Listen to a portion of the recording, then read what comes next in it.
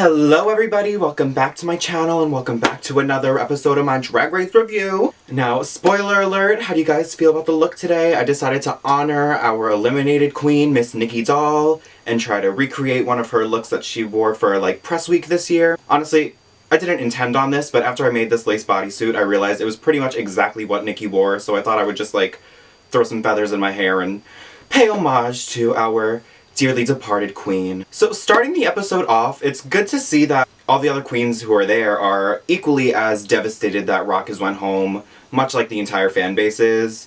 And everybody is really shooken up, everybody's very emotional, and it's completely understandable because Rock really broke down when she got eliminated.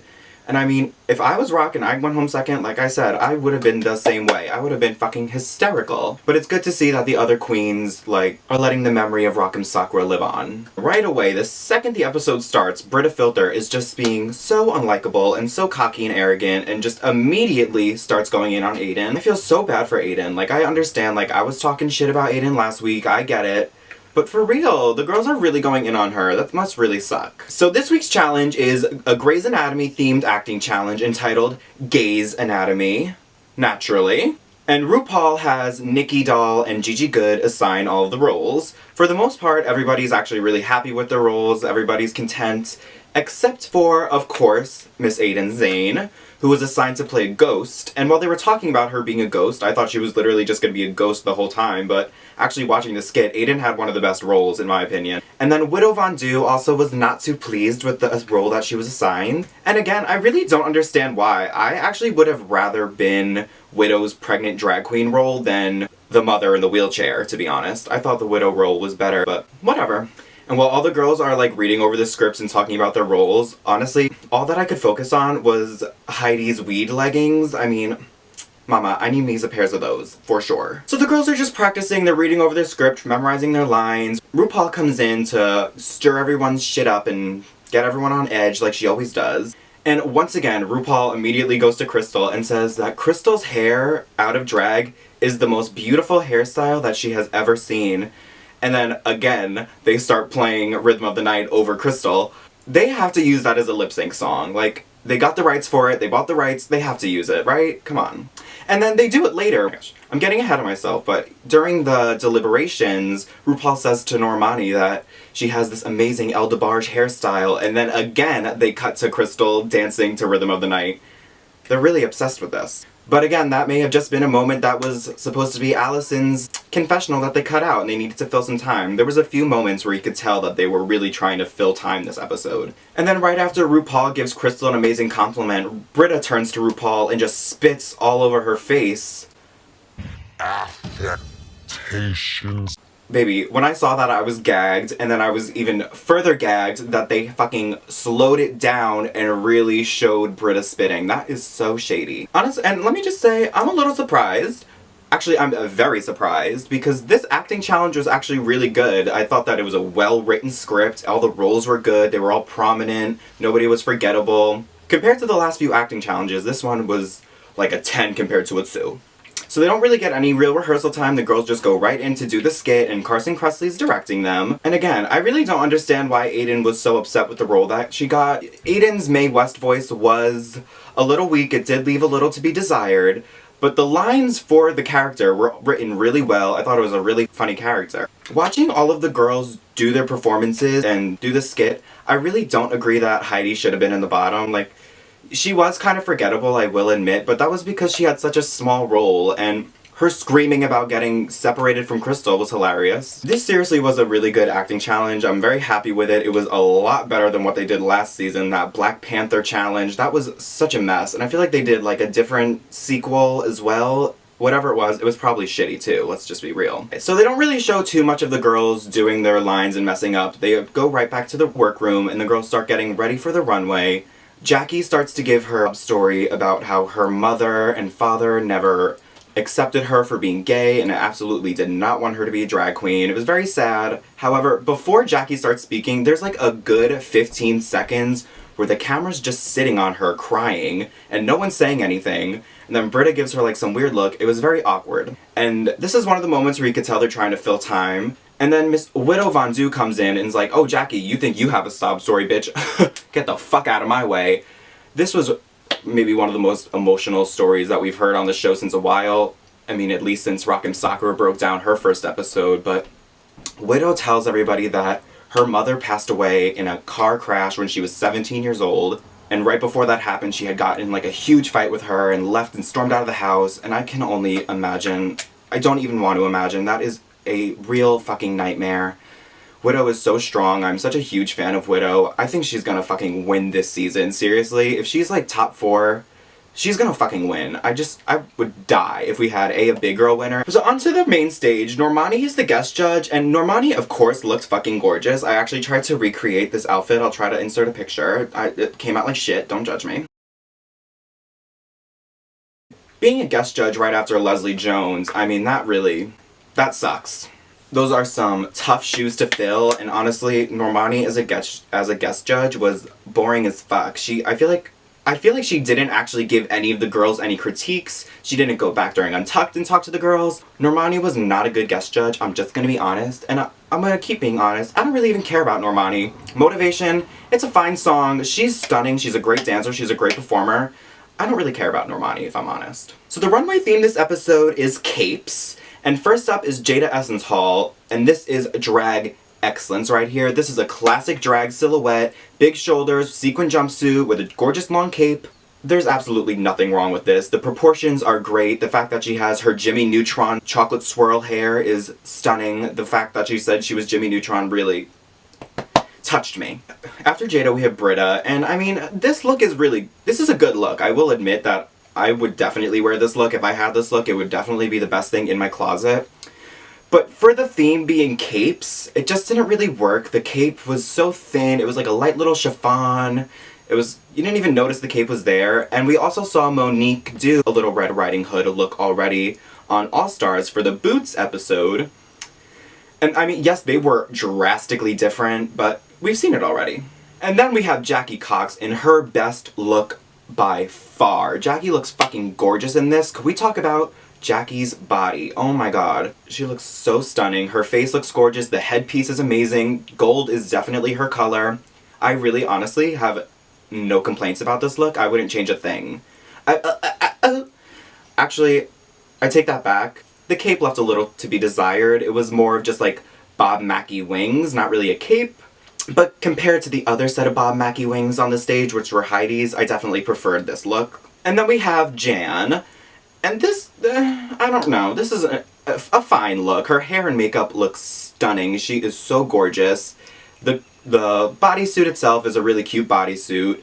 I just wish that she kept the backpack on longer because her cape was like a parachute. And so she like ripped it out of the backpack, but she did it right away and then literally ran down the runway. I think she should have really milked it. I get what she was doing, but she should have milked it a little bit more. And then Gigi Goode, obviously she looks stunning. This is such a great look because it's a different interpretation of cape. I feel like everybody's looks are pretty like superhero and exactly what you would think of when you think of capes. But Gigi looks like a professional woman. You could see her like city walking through Manhattan, not giving a fuck about anybody and just making her money. Not to mention Gigi in this hair, it does something to me, oh my god. This red hair with like the V-cut bang is so cute. You guys know I love a V-cut bang, oh my god. Oh, and then we go from like, again, 10 to a 2. We go from Gigi to Heidi, and I hate to say it, but I completely agree with the judges. This totally looked like two different looks, and if you guys saw the picture that Heidi had just posted on Instagram of her runway look, she has a leotard that matches the cape, and I'm assuming she decided not to wear that because she probably knew she was gonna have to lip sync, and she wanted something that she could like really turn it in. And spoiler alert, Heidi did fucking kill it in the lip sync. Hello, Heidi is such a great performer. I'm obsessed. She is like, at the moment, my biggest performance inspiration. I wish I could dance like that, like Jesus. I would love to see her on like a House of Edwards tour, like her, Heidi, Laganja, Alyssa, even like Kennedy, Brooklyn, put them in there. I live for a dancing queen, for real. Then we have Crystal, and this honestly is my favorite look of the night. It is the biggest, most dramatic cape. Crystal looks stunning with the soft paint. Obviously, Michelle loved it. And the purple lining with the gold of the jumpsuit is just so pretty. And then, Again, the editors are being really shady towards Britta because RuPaul says that Crystal looks like a Polynesian queen, and then they show Britta looking salty as fuck because the first episode, Britta said that she was a Polynesian princess. The editors are really doing Britta dirty. I'm really shocked how unlikable and how mean Britta is. I can't believe it. And then another surprising look is Aiden Zane. I can't believe how much I actually really like this look. It's extremely creative. I recognize the reference immediately, obviously. I mean, she had the butterfly in her mouth. It was kind of on the nose, but still, it was extremely different from what anybody else wore. The cape was a little small, but again, it is a reference, and I got the reference immediately. She deserved to be safe this episode, for sure. Oh, she was more than safe. She was in the top, actually, so good for Aiden. And then we have Widow Von Du in her watermelon cape, and this look is, it's kind of boring, but I actually really like it. I think I kind of want to steal the way that she made it. I like how she has like one of those trendy top pieces on, and then the cape attached to the sleeves like that. It wasn't the most exciting, but it was definitely executed well. She looked gorgeous. I mean, her compared to Silky Ganache last season, I mean, I think we all agree that Widow Von Du is probably what the producers thought they were getting with Silky Ganache. And they were probably very disappointed when they saw the outcome. And then finally we have Nikki Doll, and I'm just gonna be honest, you guys, I don't fucking like this. She takes the cape off immediately. You don't even get to really see the cape. And I'm gonna be honest, I am over this metallic armor. Literally every single queen has worn this. I think the guy who makes them, Abraham Levy, he's a New York City designer, so obviously that's where Nikki got it, because she's from New York. I knew that it was a Mugler reference, obviously, but I'm sick of these metallic armor bodysuits. I've seen enough of it, seriously. And then her cape that she had on after she took the big robe off was just like literally one piece of chiffon that was trailing behind her. It was very chintzy and looked a little cheap. Can I also just say right now, I feel so gross. I hate this hair on me. I do not look good with short hair. I do not look good with straight hair. I do not look good with small hair. I feel like a fucking man right now, okay? So you don't have to tell me in the comments that this hair doesn't look good. I know. So of course they all watched the skit, and like I said, the skit itself was actually really funny. It was way better than the skits that they did on season 9 and on season 10 and 11. Season 8 had some good ones too, the Empire, Ruko's Empire, that was really funny. Oh, and actually 90210 on season 9 was funny too, but I think 90210 was the last good acting challenge up until right now. This compared to Bossy Rossi or the Sex and the Kitty Girl or all the other acting challenges they did, oh my god, it is just like leaps ahead of all of them. And there were a lot of really funny moments. Everybody did really well. I can't believe they had Dahlia come back in and rushed her in with the wheelchair. That was fucking hilarious. Jan taking Gigi and throwing her out and taking her spot was really funny. And Aiden's whole Mae West role was really funny too. She said, "Hey, is that an EpiPen in your pocket or are you just happy to see me? Hey." Like that was such a funny line. I love that. I would have been so happy if I was Aiden with that role. I would have wanted that role, honestly, reading the script. So instead of calling the safe queens first and having 3 tops and 3 bottoms, RuPaul called forward all the top queens, and the winner of this challenge, unbelievable, but it's Allison motherfucking Mosley. I cannot believe it, y'all. Like, seriously, she's been in 4 episodes, she won 2 and was in the top her first episode. That is really saying a lot. I feel like they were setting her up to win this season until all of this fucking shit happened. So all the top girls are sent back to Untucked, and then everyone left on the stage is in the bottom. And honestly, I agree with the judging for the most part. I agree with everything the judges said. The people who were in the bottom deserve to be in the bottom because whether they stumbled over their lines, forgot their lines, or were just forgettable in the skit, I guess. Once again, RuPaul, when they're judging Heidi, does not call her Heidi in Closet. RuPaul calls her Heidi and Siki. Come on. You guys are Ru is being so mean to Heidi about this name. I can't. And then before the other girls go back to Untucked, RuPaul asks everybody who they think should be eliminated tonight. And for the most part, everybody said Nikki, except for like Jada and Nikki. They said Heidi. Actually, Nikki Doll said herself. She said she should go home, and baby, your wish was granted. That was no ma'am. Heidi in Closet and Nikki Doll are the bottom 2 queens, and they're lip-syncing to Hard to Break by Kim Petras. When I saw that it was Kim Petras, I got so excited. I like Kim Petras. I think that this song is kind of boring to perform. I feel like a lot of her music isn't really like drag music outside of like the Close Your Eyes albums. Those are fucking fire and those are so good to perform. But this is kind of boring. But somehow Heidi still delivers such a crazy high energy performance and absolutely destroys Nikki Doll. Towards the end of the lip sync, there was that scary moment when Heidi did her little front roll and her wig fell off, but she just plopped that thing right back on her head and kept doing it. Thank God that happened at the end of the song. I got so scared. When that wig came off, I said to myself, if RuPaul sends Heidi home because of this wig, I am literally boycotting the show. I'm never watching it again, okay? Luckily, that was not the case. As you guys know from my look, and I explained in the beginning of the video, Nikki Doll was eliminated. She is the third queen who's been eliminated. And honestly, I'm kind of surprised. Not really that surprised. I didn't think Nikki was gonna be in the top, but I didn't think she was gonna go home this early. I thought like Crystal and Aiden may go home before her. But Crystal and Aiden are really surprising me, and I'm really loving them this season. I'm really loving everybody this season, honestly. I'm sad about everybody leaving. And I noticed they, once again, at the end of this episode, said that they donated $5,000 to the Trevor Project, and I, again, am wondering, was that What's-Her-Face's, you guys know who I'm talking about, was that her prize money, or was that just something that they're gonna do every week now? Maybe they donated the $5,000 last week, and are just gonna keep playing that to make it seem better than it really is? I don't know. But overall, this was actually a pretty good, oh my god, how could I forget? This was the first good episode of Untucked. Oh my god.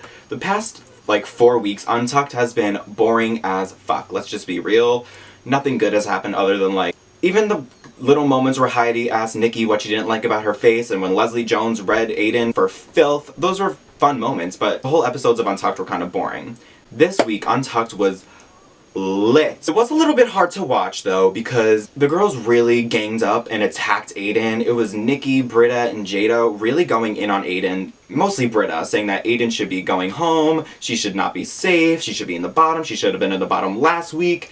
It's ridiculous. Britta needs to calm down. But Aiden's really holding her own, and I was glad to see her stand up for herself. She really popped off at Jada, she popped off on Britta, she let the bitches know, I don't give a fuck what you think. I'm gonna do me. If you don't like it, then guess what? That's your problem. And I love that. I really respect that. Aiden's surprising me. I know last week I went in on Aiden, but this week I like Aiden again. And I think that's a good thing. It's good to be polarizing, you know? And she still has a lot of Instagram followers, so she has more than Britta, so she's winning on that at least. And I agree with what Aiden said, like, just because you're really famous and well-known in New York and everybody cares about you in New York, doesn't mean people are gonna care about you here. But overall, this was a pretty strong episode. This was maybe one of the best episodes of the season so far. Definitely the best episode of Untucked. Definitely not the best guest judge, TBH. All tea, all shade, Miss Normani. Okay, I'm gonna stop talking about Normani. She's not one of the queens. I'm not judging her. She's stunning. She has way more money than I am. She's probably gonna be way more successful than I will ever be. So, I'm allowed to say it. Okay, I'm gonna stop fucking rambling. I'm gonna shut up. Thank you guys so much for watching. I hope you enjoyed it. Make sure you come back next week to hear me talk all the shit, because I always have a lot of shit to talk. Sorry. Make sure that you subscribe to my channel and like the video. If you didn't like the video, go ahead and dislike it. I really don't give a fuck. Okay? And also, y'all, make sure you check the link in the description. Go follow me on Instagram. If you really hate me, go on my Instagram and leave me a hateful comment there. You know, leave me hate comments. I love it. Give me all the engagement. Again, thank you guys so much for watching. I hope you enjoyed it. I love you. Bye.